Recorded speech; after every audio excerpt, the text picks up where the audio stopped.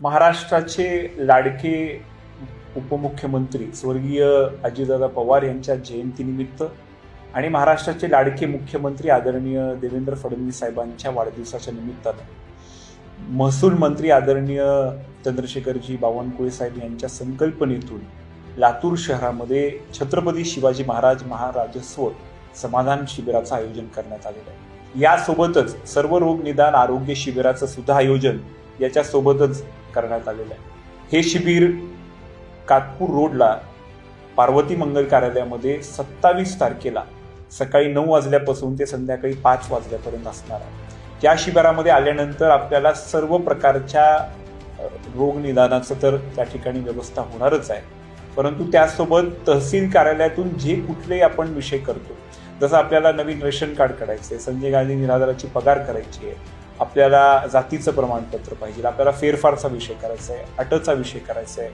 आपल्याला त्या ठिकाणी जे कुठले विषय आपण तहसील कार्यालयातून महसूल विभागातून करतो ते सगळे विषय या ठिकाणी आपल्याला त्याचा लाभ घेता येणार आहे। आणि म्हणून मी तमाम लातूरकरांना विनंती करतो, आवाहन करू इच्छितो की आपण ह्या शिबिराचा लाभ घ्यावा।